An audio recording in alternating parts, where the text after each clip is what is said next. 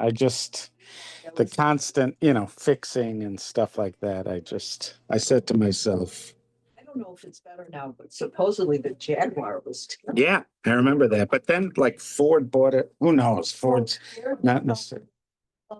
They would last forever. Yeah. But like those, it was in the shop constantly. Well, the There was air always conditioning. something wrong with them. Air conditioning on those Volvos, because Really? I had some used Volvos and the air conditioning was like known that the air conditioning was an issue on those things.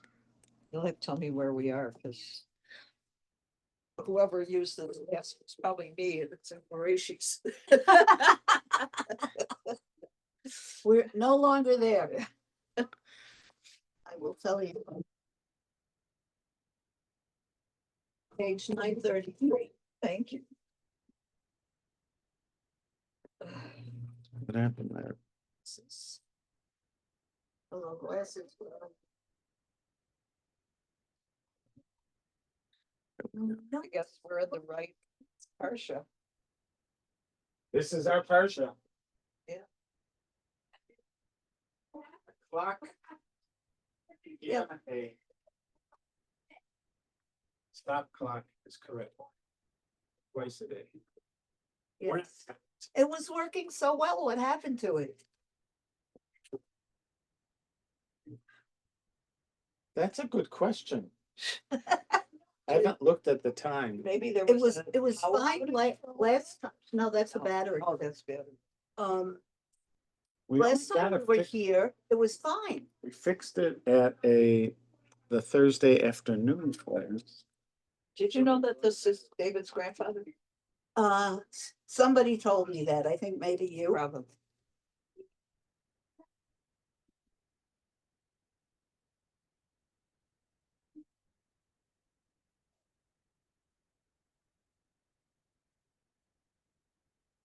He's all the way back there. How is that looking around? It got bigger and smaller.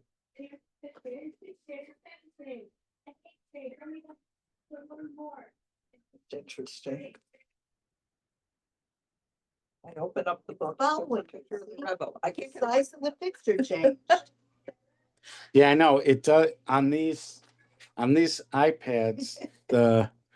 It like changes its focus. It's like you're using more than one camera. It's focusing on Lois and it's trying to get you in the same picture and it can't do it. There. Do you want to sit here? No. No. Okay. All right. See, I just stay back here and confuse it completely. I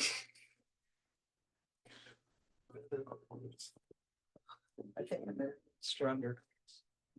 I have to get mine so screw what's made up. Last time we were talking about the cities of the Levium. Right. Those the same 42 from Tuesday night? Yeah. Well, no, those 42 are 42 from the stops that we made along the way. But that number 42 is one of the big numbers because there's a name of God that's 42. Apparently, wait, what? How many? Bamidbar. Without the sanctuary? So there's 42, there's 48 cities of the Levium. You said that's 42 and then the 6. So so it's up. right. And then right, that's what we said. I'm pretty sure. I think so.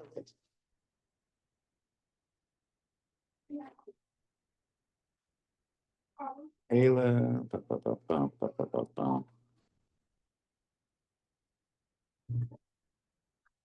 Okay.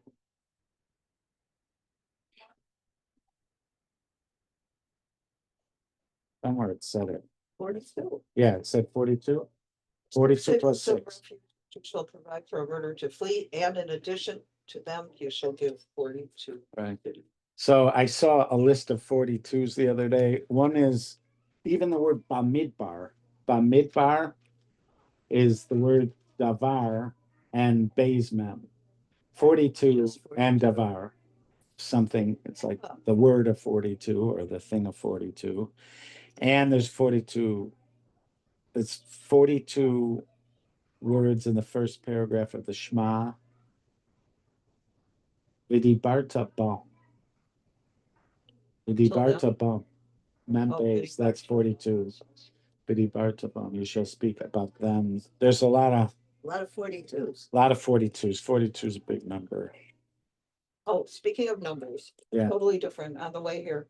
7,000, approximately 7,000 steps a day is maximal. After that, you're not getting any more benefits. I do about 40, between 42 and 4,500 on the treadmill. Yeah. And between the rest of the day, if I go out shopping, I easily hit the 7,000. Otherwise, I'm 6,500 to 7,000. It was just the fact that Okay. most people, say 10,000 is what they want. She said, Yeah, don't tell Roberta. No, why not? All right. Who is she? Gretchen? Roberta is a friend of ours who insists on getting her. I'm saying, who's the one who says 7,000? Oh, yeah. Oh, it was a British doctor Ah. was doing a thing. Yeah. They did. I think 7,000 steps. And for that's most just people is 2 miles. Oh, maybe. And it's just an approximate to how much exercise you should get. We say steps because you're easily able to count steps. But if you're doing other things that are equivalent, Right. right. Also, somebody told me the other day that 80%, 20% should be like vigorous Yes. out of your If you can. exercise or whatever. I've got to get back into vigorous. Although I'm walking at 3.5 miles an hour, which is not vigorous, but it's not. Does you bring up a schwitz when you're doing that? Yes. I don't know anything about this. Why am I even asking questions? It doesn't matter. It's like I know what I'm talking about. So are we like at the six cities of refuge? Did we? I don't think we. Talking about the way you feel, if. I don't know if we went into detail though. But of suddenness without empty. Right. I don't think we did it inside. Okay, so let's start there. That's chapter 35, verse 9. Lamed Hay Tess. How did I get all the way to 36? Because we may have read it already, but we're gonna do it again. Hashem spoke to Moses, saying, "Speak to the children of Israel and say to them, when you cross the Jordan to the land of Canaan, you shall designate cities for yourselves, cities of refuge shall they be from you, and a murderer shall flee there, one who takes a life unintentionally. The city shall be for you a refuge from the avengers, so that the murderer will not die until he stands before the assembly of judgment." I just remember what we said last about the word we use for murder. Oh yeah, that was it. Horeg. Right. Oh yeah, because there are people that insist on using that as distinction, and here it doesn't mean that. It doesn't mean murder. As to the cities that you shall designate, there shall be 6 cities of refuge for you. 3 cities shall you designate on the other side of the Jordan, and 3 cities shall you designate. And then we talked about that other side of the Jordan. What does that mean? Yeah. Would they be in Reuben and Gad, or or half the tribe of Menashe. Yeah. They shall be cities of refuge for the children of Israel, and the proselyte and the resident among them shall be 6 cities be a refuge for anyone who kills a person unintentionally to flee there. If he had struck him with an iron implement and he died, he is a murderer. Murderer shall surely be put to death. Or if with a hand-sized stone by which one who died did he strike him and he died, he is a murderer. The murderer shall surely be put to death. Or if he struck him with a hand-sized wood implement, which one could die and he died, he is a murderer. The murderer shall surely be put to death. The avenger of the blood, he shall kill the murderer. When he encounters him, he shall kill him. If he pushed him out of hatred or hurled from ambush and he died, or in enmity struck him with his hand and he died, the assailant shall surely be put to death.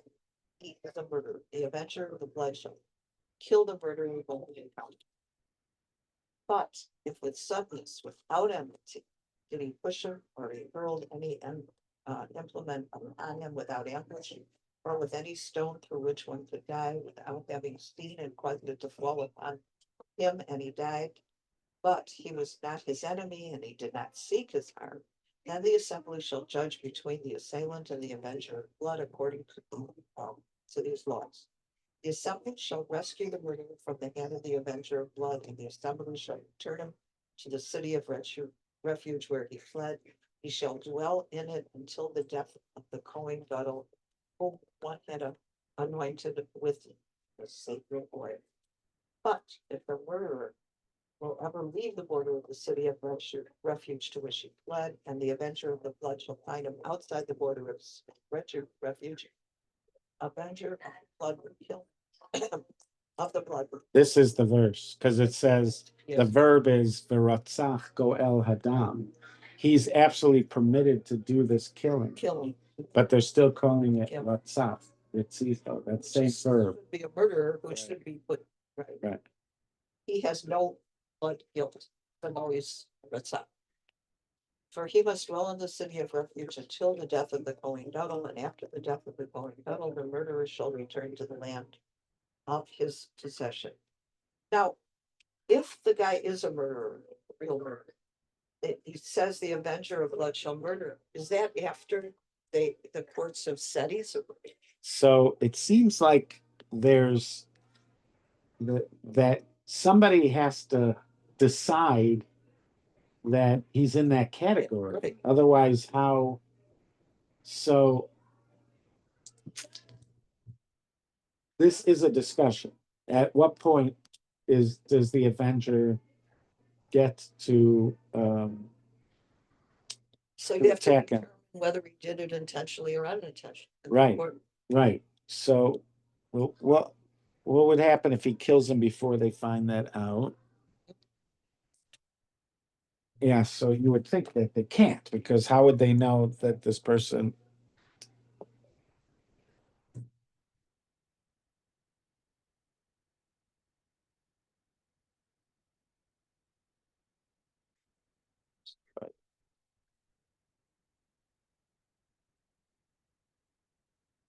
Right.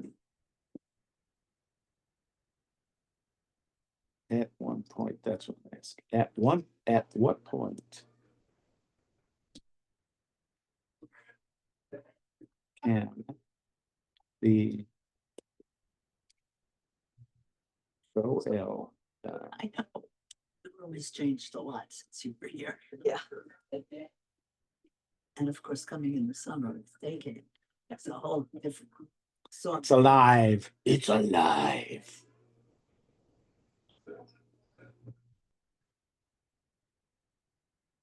hear from Linda. No. Occasionally she'll ask if we have glass. Yeah, but it's been a while since that's happened, right? Is this still on? No, but sometimes she comes on later, but it doesn't say that she came on. Here, I messed up here. Okay, let's try this again. Go out. Do I need the? Is that a- So that We'll look book, at it. so what happened was somebody brought that book together with a bunch of books just to drop off here, like so the guy who wrote that book is a guy I went to camp with.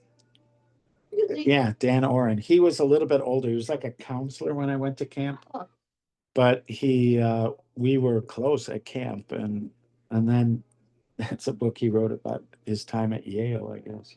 At one point, can I go? At Yale. He is like a Shomer Shabbos kind of Really? guy. Yeah. Did you read it? No, I just like to have it. I will read it one.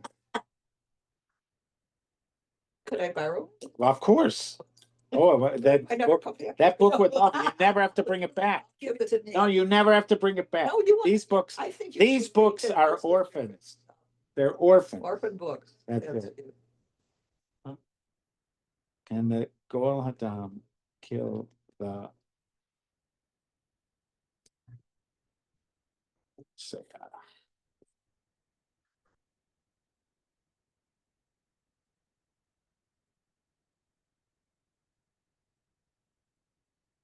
I love how initially, like, because when you ask the question on Google, a lot of times you get a slight misfire.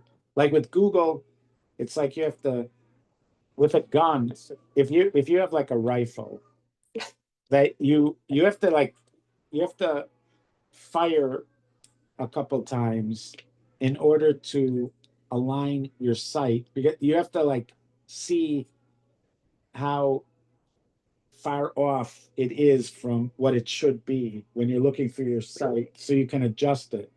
Because there's distance, Right. there's things that can So you matter. have to know where it hit that. So you shoot a couple times and then you adjust your sight, your scope and everything.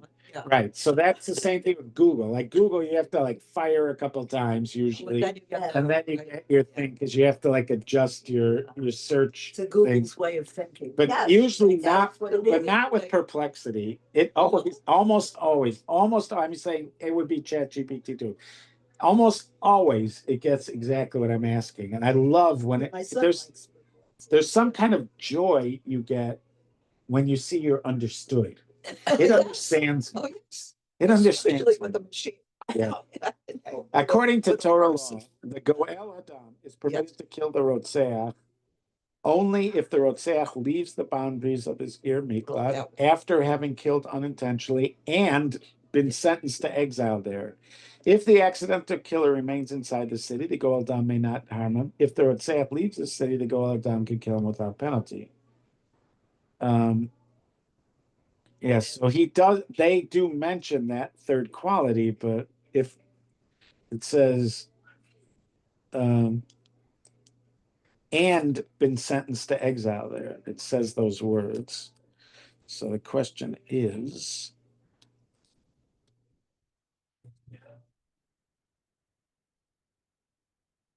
yeah, so here, this is from Sam Blumberg. It's a Safaria, they have these sheets. The original vision of Safaria, as I understand it, was to be a teacher's aid. Yes. That you would be able to do source sheets.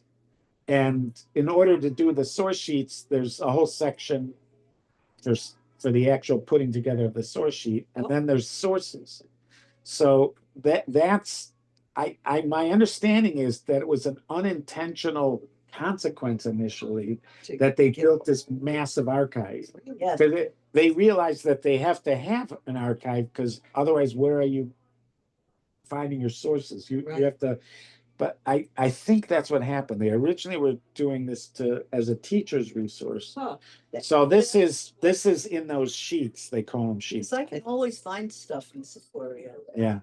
Yeah, first of all, they are aggressive at getting really books have that. in there. Yes. And like I study the commentary on the Siddur of Rav Kook with another guy. He has the 3-volume set, and I have it on Sfaria. We study it's called Eish Kodesh from the Piasetzner Rebbe. He wrote this while he was in the Warsaw Ghetto. It became like he was a Hasidic Rebbe. It's a in the last, I would say, 2 decades, it's become one of the books that a person's supposed to. So it's a Sephardic group of people that chose to read this Hasidic book. I did not even suggest it, but anyways, it's on here. There's a guy who I learned a Kabbalah Sefer called Shari Ora with. It's on here. I'm somebody I'm doing Pirkei to Rebbe Eliezer with. It's on here.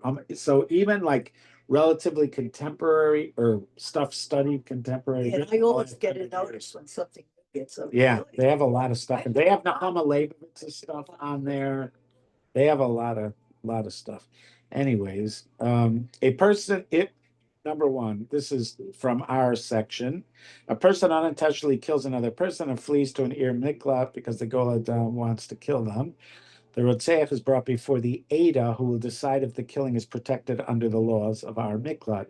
If the Ada finds that the Rotzeach should be protected, they are returned to the Ir Miklat until the death of the Kohen Gadol and the Goladam is not permitted. However, the Rotzeach must stay within the city if they leave it.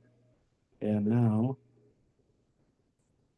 what about if the guy kills him? Intentionally.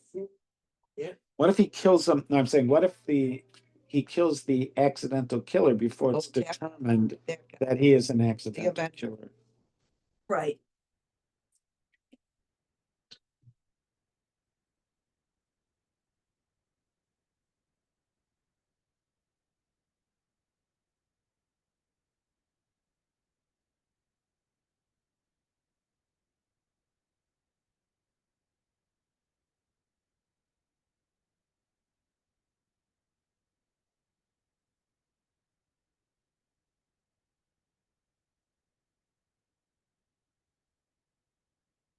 All right, so, yeah, there's different types of them.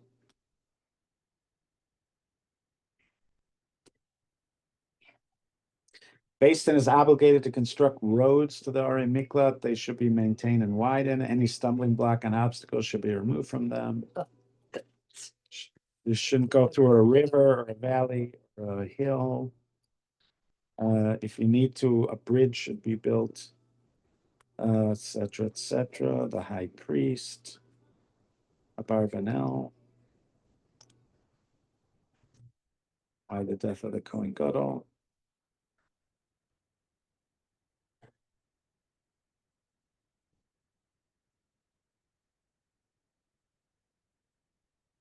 Shadal. In early times, before people were organized under a king, minister, judges, and officers, every family took revenge against other families. Closest relative of the dead was responsible to avenge their death.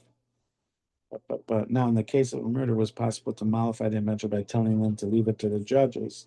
However, when the killing was unintentional, it's impossible to mollify the avenger and oblige them to watch the one who killed their father or brother remain unpunished.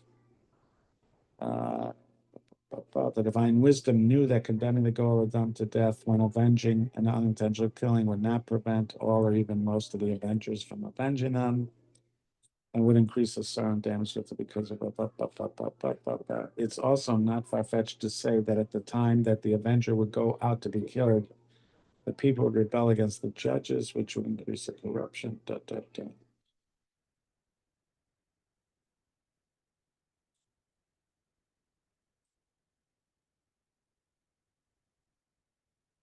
This is from Killer on the Run by Rav Tzvi Shimon. It's etzion.org. Shadal is of the opinion that the Torah law does not represent the ideal judicial state, because he said, that part right before, he said that the reason for the Ir Miklat is because you're not going to stop, you're not going to be able to stop this guy. And even if you said that if somebody does a revenge killing, they're going to be killed, it still won't stop it. So this is the Torah sort of acquiescing to a situation and then trying to modify it so it doesn't have a bad end. That's his understanding. However, there is room to consider the involvement of the avenger as part of the ideal formulation of the law. Our sages emphasized that only an unwitting killer who was somewhat negligent in causing death must dwell in the city of refuge. Someone who killed unintentionally but in a totally unforeseeable manner, where he is not in any way at fault, is not exiled to a city of refuge, and the avenger may not harm him. Yeah. So if he, in other words, there's no negligence on his part, but he is involved in an accidental death. Like, for instance, let's say you're going the speed limit and you're driving safely, but there is an oil slick on the road, and because of the oil slick, you can't stop, and then you accidentally kill somebody. So that would probably be an example of accident where you had no thing, and you don't have to go. So you do not have to go. And if the avenger kills him, that's a murderer. He's an actual murderer, which means there are going to be cases where you're going to have this guy all full of rage, but you're going to. So there are some times where you definitely are going to have to stop him. How you accidentally. Yeah. Thus, the law of the avenger and the cities of refuge pertains to an unwilling killer who is nevertheless guilty of a certain degree of negligence. Although the killer does not deserve the death penalty, he is still culpable for his negligence. As stated above, his confinement to a city of refuge may be viewed as part of his punishment. In addition to suffering the pangs of exile, he also loses any sense of peace and tranquility. The unintentional killer must always be on guard from the avenger. It is the avenger who deters the killer from leaving the cities of refuge. Thus, we may see in the avenger and the exile to the cities of refuge one interconnected punishment. The avenger keeps the unintentional killer in the city of refuge and prevents him from enjoying a secure existence elsewhere. Well, So, and then this person brings the statement of Cain to God after he kills Hevel. He says to God, "My punishment is too great to bear. Since you have banished me this day from the soil, and I must avoid your presence and become a restless wanderer on earth, anyone who meets me may kill me." Oh, so this is right. Except here, yeah. he did. It seems like it was premeditated Intentionally, yeah. with a stone. Except you might argue, as that he wouldn't, if he didn't know he could kill him, even though he's trying to harm him. If he didn't know he could kill him, maybe he's still considered an excellent killer. Did it with a stone, just wanted to. Yeah. He just wanted a. So It was God more- said to him, "I promise, if anyone kills Cain, sevenfold vengeance shall be taken on him." And he put a mark of Cain, lest anyone who meet him should kill him. That's interesting. It is, it's. I give credit to who is our young man. The picture looks like a relatively young man. Sam Blumberg. Thank you, Sam, for that. That was useful. Sam's the man. All right. So now I just want to specifically ask just what happens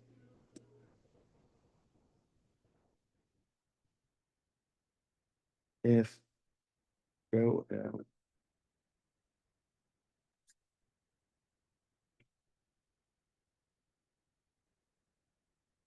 in like a week, it's going to be quiet. It's also interesting because they're playing music Yeah.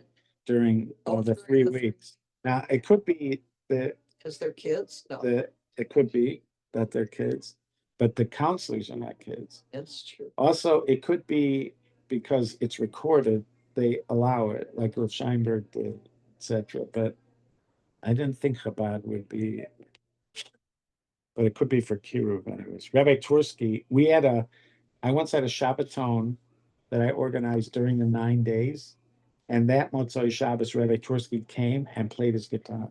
And it was during the 9 days. Because Rav Henoch Leibowitz, who was the Rosh Hashiva of Chafetz Chaim, the Chafetz Chaim Yeshiva, there were guys on a seed program in Milwaukee. And I organized my friends to come to a Shabbaton with those seed guys.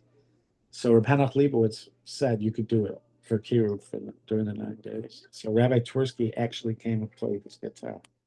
What happens if go does tomorrow? Yeah, Shabbos. Friday, I think it's 25th. I think it starts Shabbos because Shabbos is Sundown. Rosh Hashanah. Yeah.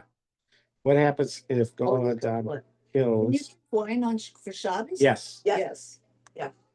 we actually get 2 days out of the 9 days that you can have meat. Shabbos.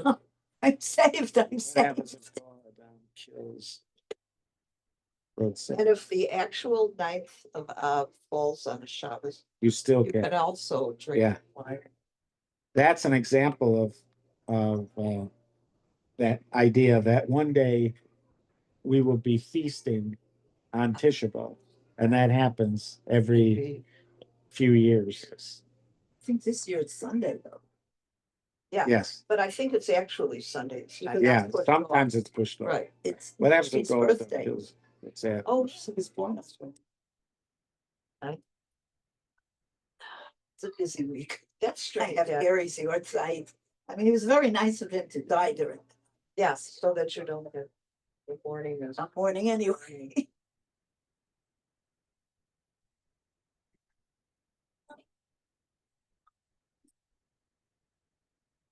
And my littlest granddaughter's birthday is August 2nd. According to Maimonides, The Torah does not give the Goel Adam formal permission to kill the suspected killer before trial. He is not legally allowed to act as an executioner at this stage. However, if the Goel Adam does kill before a court verdict, he is not sentenced to death himself, as he had a powerful motive rooted in his kinship and the unresolved loss, and because there is a presumption that the killing was justified. And this is Well, the Torah just says he will kill him, the avenger will kill him. right. Some point. It doesn't say after trial or, no. When he catches up to him and sees him and kills him. Did we say whether he was commanded to kill him or could he just forgive him? It sounded like in some of this language, he's expected to kill him. And especially that last person who was saying that the Goel Hadam is part of the System, process. yeah. Well, an intentional murderer has to be killed, so, Yes. right.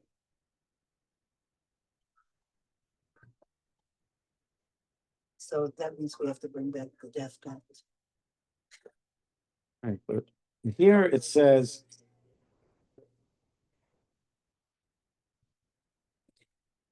the Ravid slightly differs and implies that the Goel Hadam can kill the Rotzeach before a court case only if there are witnesses supporting the claim.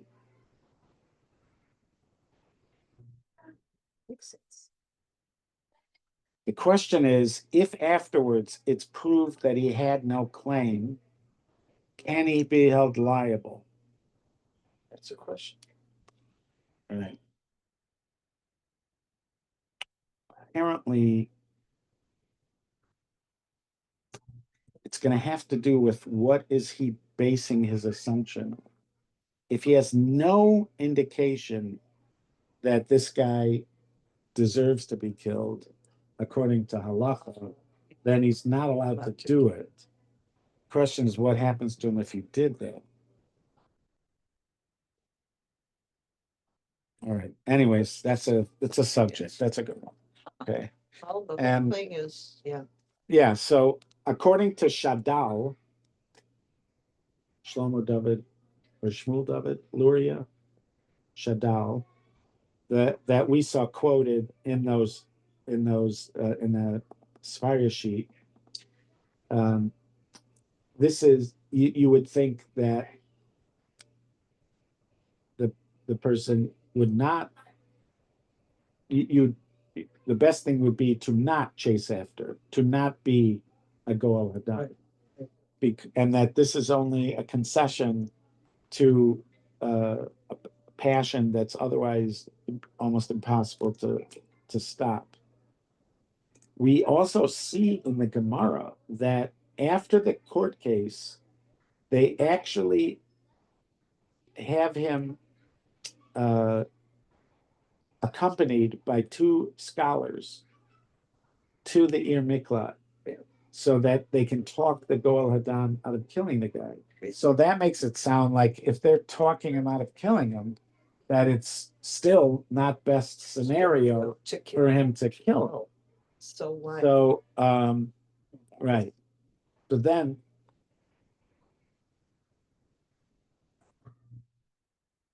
yeah, it sounds like there's stuff leaning that way, but this other argument that we saw from that book, also quoted there, suggested that we're relying on the Goel Adam as part of he's sort of policing the punishment.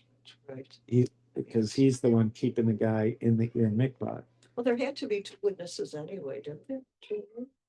Well, So, yeah, but let's say, if there aren't, let's say he doesn't know if there are two witnesses or not. He just knows the guy killed him. yeah, so he goes in. Right, now, when there's a court case, they're gonna call and ask for witnesses, and then two witnesses show up, or the guy himself knows that they are witnesses, the accidental killer, and he's planning on calling him, but this other guy might not know anything. The Avenger. All right, so I told you about my adventure with the Miklat. You were in a, I was in Hadera. Uh, that did. when I first went to yeshiva in Israel, I was accepted into a branch of a yeshiva called Itri.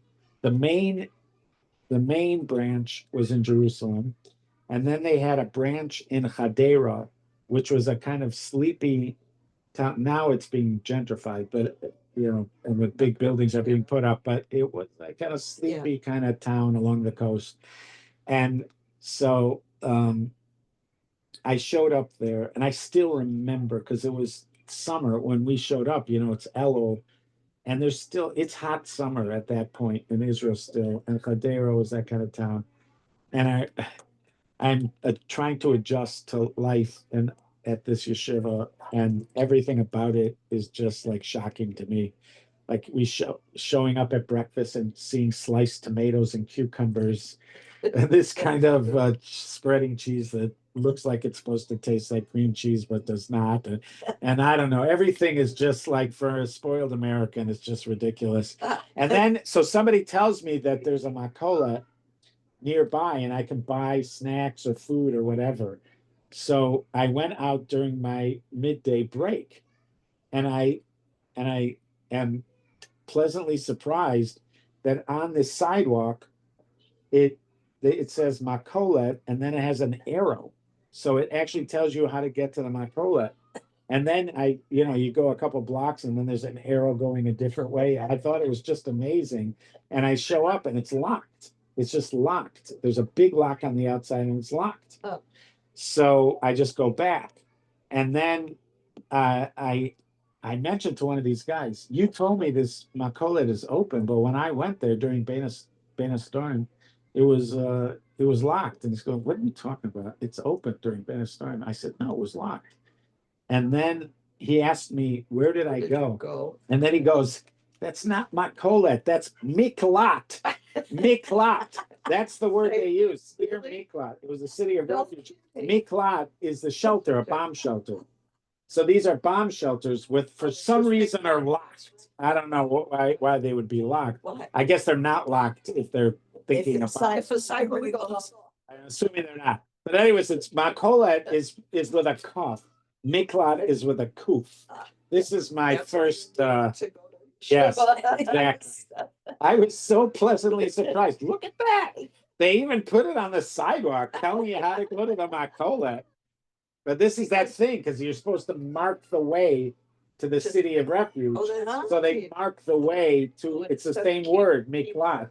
Yeah, so That's funny. yeah, they're following Because it's the imagery. Yeah. So the Avenger is like a bomb. I mean, towards you. Right. That's right. It doesn't really talk about who qualifies as a Goel Hadam. Like, for instance, let's say we're a bunch of scholarly types, our family, and none of us are really killers, but we have a friend who's offering to kill him on our behalf. Can we do that, or does the Goel Hadam actually have to be a relative? And then if he has to be a relative, like how close? Could he be a brother-in-law? Could he be, or does it have to be one, like what kind of Well, if it's saying connection does it that have to be? the rage is part of it, then it has to be someone close. Can't be a It can't be a killer. hitman. They can't Right. hire. Right. Yeah, They don't have rage. no, they're very cold. Yeah, In all the movies I've seen. right. And they're And good. there have been a They're lot. good. I tend to They're good. frequent those kind of movies. Did you know there's a movie called Guns and Moses? It's playing at Northbrook. It may be playing other places. Guns and Moses. The guy, it involves a rabbi, Yes. and in the trailer you see this guy, he's wearing a black hat. You see him wearing a black hat, this rabbi, and you see him holding a gun like this. And then there's somebody else who puts a gun like that at his head. You just see it as part of it. But apparently it's got guns and Moses. Is it an actual like Hollywood? Yeah. Really? It's a movie that I I mean, obviously it's like an indie like movie, I'm sure, very small budget, Right, but but it's at Northbrook Court and at a few other places. And somebody I know, this guy, Scott Shea, yeah, he's let the record show. I'm showing a book by Scott Shea. So this guy is very good friends of Steve Salinger, who's often and he used to regularly come to Yeah. the Tuesday night class. Now he's often on Zoom. He happens to be a dentist, and I oh, taught all of his kids. And Yeah, he was so floating around Tuesday night. yes, yeah, he was here. Yeah. Yeah, he let us in. He was the doorman. Right. So his very good friend is Scott Shea, and this guy is an executive producer on the movie, oh, but he refers to himself as Shiowitz for some reason in the movie. I don't know if he's worried about his reputation, but it's a movie. Yeah. And I know somebody who saw it and they liked it. they liked it. Yeah, I have not seen it yet, but Uh, I'm thinking I'm Wait for going. it to stream. Thinking I'm going. And that is, as long as I mentioned that, I recently rewatched an episode of The Good Wife.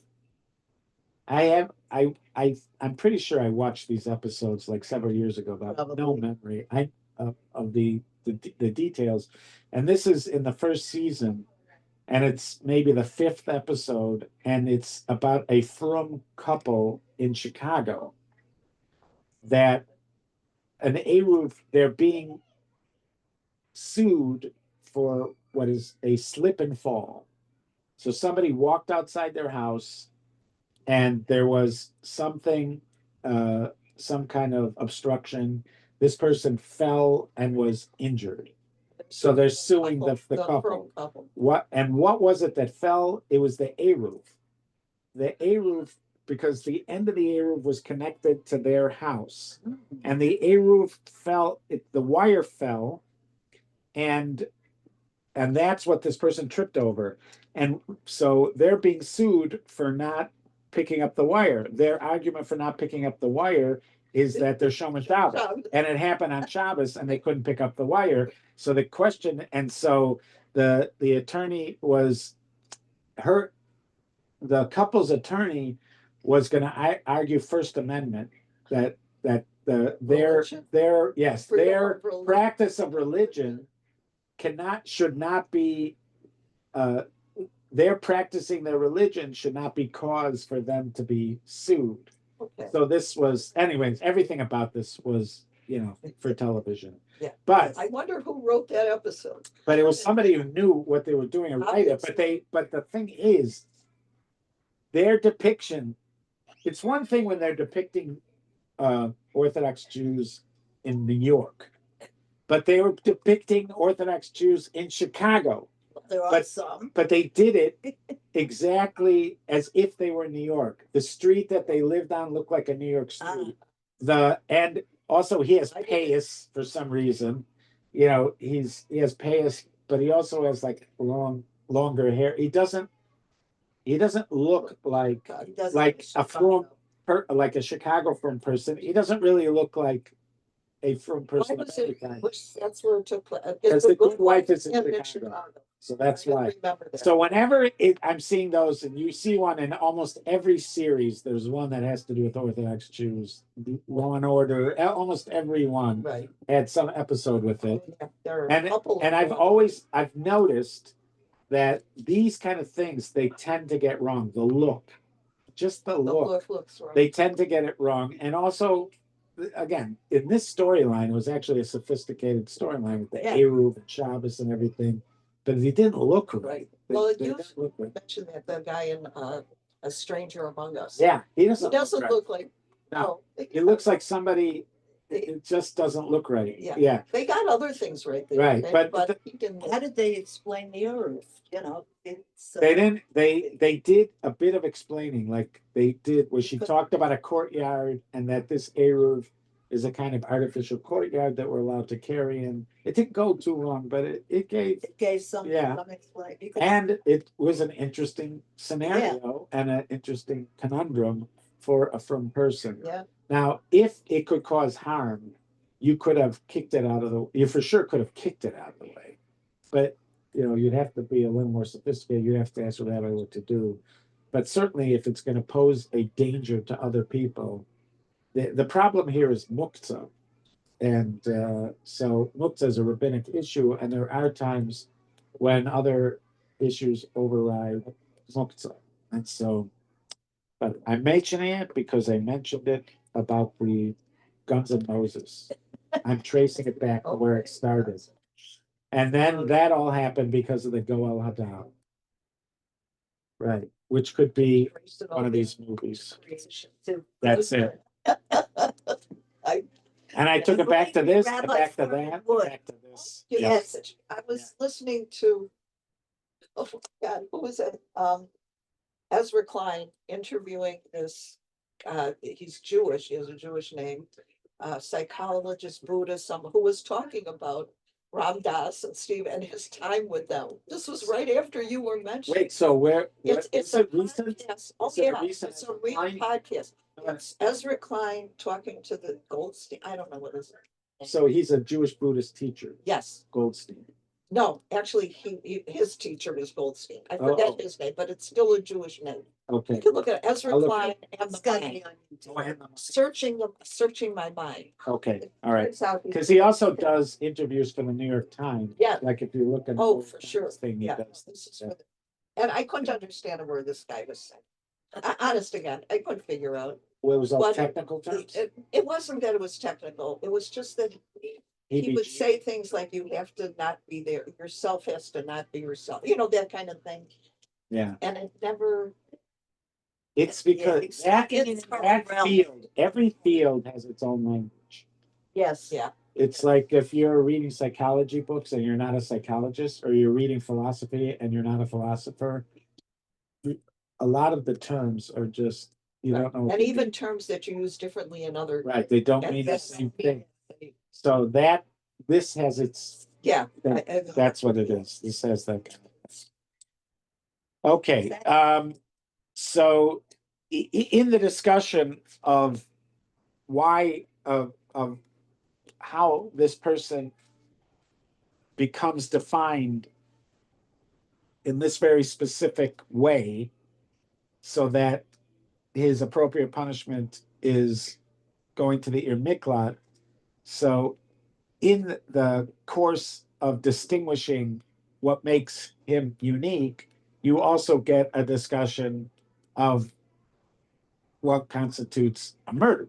Right. In other words, to contrast this with a murderer, you also get to focus on exactly what makes somebody a murderer. And it seems that the murderer has to, first of all, intend to kill, Right. but also have the means to kill. That's why, like it said, he has to have a stone, or he has to have metal or something. You have to have something that's capable of killing. That's what it said. And he also has to have intent to kill. So where the Gemara starts to explore it is, what if you meant to kill one person and you killed a different person? So you intended to kill and you used something capable of killing, but you killed somebody that you didn't intend to kill. So does that make a difference? So you could see like there's variables, and each one of those variables could sort of be tested. What the material, the intent, the victim, like each one you need to Right. sort of ask So questions does that about. guy become an accidental killer, in other words? Right. So there is they talk about three categories in the halacha of accidental killers. Yeah. There's one where it was complete accident, like the oil slick example. They are not held responsible. They're not sent to an Ir Miklat. And if that guy harms him, that guy's a murderer. Then there's what you call a middle ground, where the person has negligence, but it's and they kill somebody, but it's not like close to. There's the other level is it's like close to intentional, like it's really gross negligence. The gross negligence one, he also doesn't go to the Ir Miklat, but that's because Ir Miklat doesn't help this guy. It's considered too serious. Now, what happens to this guy with the blood avenger? I'm assuming if he doesn't have to go to the Ir Miklat, that blood avenger's not allowed to go after him, even though this guy seems more guilty than the other guy. I'm not positive about that. Huh. Um, yeah, and then also we have the fact that he waits till the death of the Kohen Gadol. Right. So what does the Kohen Gadol have to do with this? That's the question. Explain that, Lucy. Right. Says everything in the notes here. So I'll tell you an explanation I once heard Give us- from, I have time. I'm meeting my cousin at oh, nice, 11:30, I think, nice, at Max's on. oh, nice, Anyway, very nice. right next to where Miss Rock. Take you 20 minutes from here. Okay. So, yeah, what was I talking about? Oh, yeah, so I heard this explanation, but he made it sound like it was his explanation, this person who told it over. And I remember what the guy looks like. He was a very wonderful man. He was a rabbi, but I don't remember his name right now. But what he said was that it's the responsibility. He once said this. I remember we were in a sukkah, and I remember the general area of the sukkah in our neighborhood in Neve Yaakov. Anyway, so he said that it is the job of the Kohen Gadol to pray on behalf of the people. And if you look at the very beginning of the Talmud, in the Tractate of Brachos, there is a Breita that of Rabbi Yishmael, who was the Kohen Gadol. And he tells the story of how on Yom Kippur, he went to the inner sanctuary, to the Holy of Holies, with the cloud from the incense, and he sees God sitting on his throne. And God says to him, "Bless me." And so Elisha says to God, "May your mercy overcome the sense of judgment." So this person suggested that this is part of the responsibility of the Kohen Gadol, that he's responsible to pray to God to make sure that, bad things don't happen, even if we might deserve bad things to happen, but he's supposed to ask for God to show mercy. And if he is doing his job, it should have been it should have happened. Right. Since this accidental death happened, that's an indication that the Kohen Gadol is not fulfilling his role. He brought one other story to support this, which was that there's a story in the Gemara that somebody, could be Rav Anan, somebody was learning with Elijah the prophet, Eliyahu Hanavi, and he would learn with him every day. And then one day Eliyahu stopped coming, and he didn't know what happened, and he started to fast and pray, etc., for Eliyahu to come back. And finally, Eliyahu came back, and he asked Eliyahu, "Why did he leave?" And Eliyahu said, "Because in your neighborhood, there was a man who was eaten by a lion."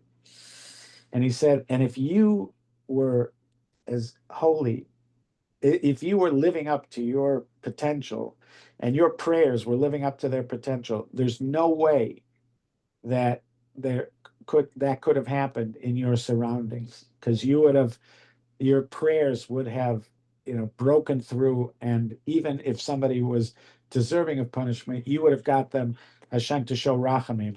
There's also a Gemara about Rav Shimon Bar Yochai. The Gemara is that somebody, maybe it's somebody who he gets into the next world without dying. Ooh. He somehow he figures this out. LSD. He figures it out somehow from the angel of death. He somehow figures out how to get into the next world without dying. So he gets into the next world, and there's a big tumult because he's a big tzaddik, and they're very excited that he made it into the world to come. And so there's like a parade where they're sort of taking him down. He's like surrounded, I guess, by angels and by people, by the souls. Dead people. Yeah, by the souls. And he's Dead being taken around the parade. And at one point they pass Rav Shimon Bar Yochai, who's on a series of thrones, one on top of another, 13 thrones up. And he passes by Rav Shimon Bar Yochai, and Rav Shimon Bar Yochai asks him who he is. He tells him, and Rav Shimon Bar Yochai says, "Was there ever a rainbow while you were alive?" And he said, "Yes." And then Rav Shimon Bar Yochai says, obviously you're not that important. Because why is there a rainbow? Because a rainbow is because Hashem is saying that I would destroy you, but I made a promise not to destroy you. It's a sign of rebuke. But if you are righteous, if you were really as righteous as they're making out, that there would be no need for a rainbow, because you would have uplifted the people around you, and this would never have happened. And then the Gemara says he lied to Rav Shimon Bar Yochai. There wasn't a rainbow during his life. Really? But you're allowed to lie about that kind of thing, apparently. Because it made him look, Too haughty. It would look haughty. yeah, he would look too, wow. Something. Wow. Anyway, so that would be like an explanation, but again, it's based on a lot of things put together, but it's not the answer to the question. You're Why the blaming Kohen Gadol. the Kohen Gadol. Or maybe you're also He didn't pray. you're lighting a fire under the Kohen Gadol, because now that you see this happened, Yeah. you start need doing to pick up your game, because otherwise, I wonder if there were a lot of people in I think in that's the Air that's Miklat. what I see. This They Kohen they say Gadol- mothers. They say mothers of the mother of the Kohen Gadol used to Yeah. bring gifts to all these people so that they wouldn't pray for their son to die. Really? Yeah, her son to die. Because they are praying for it to die. I'm getting out of here. It should, A but hard- it's possible. it's- It's possible. All right, be well. Would have given them Have a a good hard, Shabbos. Be well recording. yeah. Felt recorded.